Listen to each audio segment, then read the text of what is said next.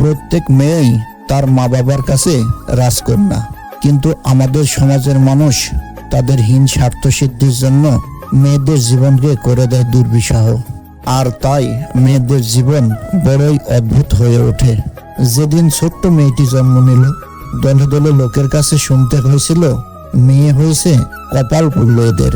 সেদিন থেকে আলাদা করে দিল তাকে, জানিয়ে দিল তার সমাজে কোনো জায়গা নেই। আস্তে আস্তে মেয়েটি বড় হতে লাগলো, পদে পদে তাকে বুঝিয়ে দিত সে মেয়ে। এই তো মেয়েটির বয়স 7 বছর পূর্ণ হলো। মেয়েটি খেলছিল, চাচি ফুপু সহ পাড়ার লোকেরা বলে গেল, ওমা এত বড় মেয়ে এখনো খেলছে, কি লজ্জার কথা, লোকে দেখলে কি বলবে। আর বয়স যখন 12, স্কার্ট পরে রাস্তায় বেরোতে না বেরোতেই তাকে বুঝিয়ে দিল সে অনেক বড় হয়ে গেছে, এসব পোশাক আর পরা যাবে না। আবার যখন বয়স 14, প্রথম পিরিয়ড হলো, পেটের ব্যথায় ছটফট করছে, সবাই তাকে বুঝিয়ে দিল তাকে এইরকম যন্ত্রণা অনেক সহ্য করতে হবে, কারণ সে মেয়ে হয়ে জন্ম নিয়েছে।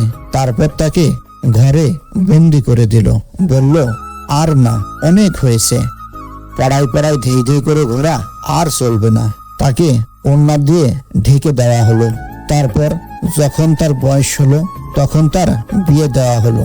তখনও সেই মেয়েটি জানতই না বিয়ে কি আর সংসার কি, অথচ বিয়ের পর সমস্ত সংসারের দায়িত্ব তার উপর চাপিয়ে দিল।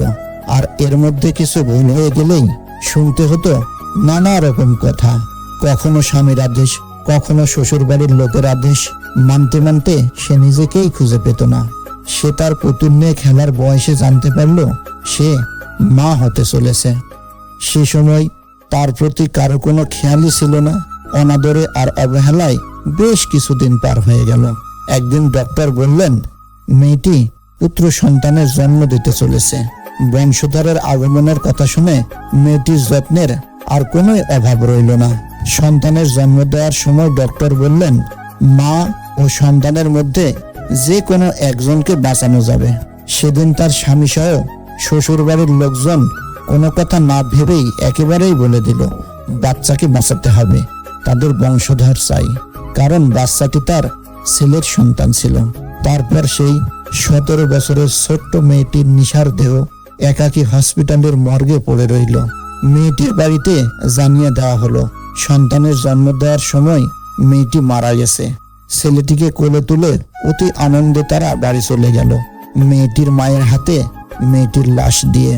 সমাজের এই রীতি এখনো অনেক জায়গায় তার চিহ্ন রেখে গেছে।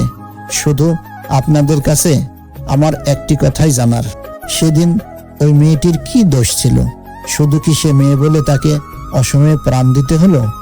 যদি ভিডিওটি ভালো লাগে ভিডিওটিতে একটি লাইক করবেন, কমেন্ট করে জানাবেন আপনাদের মতামত। আপনি যদি আমার ইউটিউব চ্যানেল এখনো সাবস্ক্রাইব করে না থাকেন তাহলে চ্যানেলটি সাবস্ক্রাইব করে পাশে থাকা বেল আইকনটি প্রেস করে রাখবেন। দেখা হচ্ছে পরের কোনো ভিডিওতে, ততক্ষণ সুস্থ থাকবেন।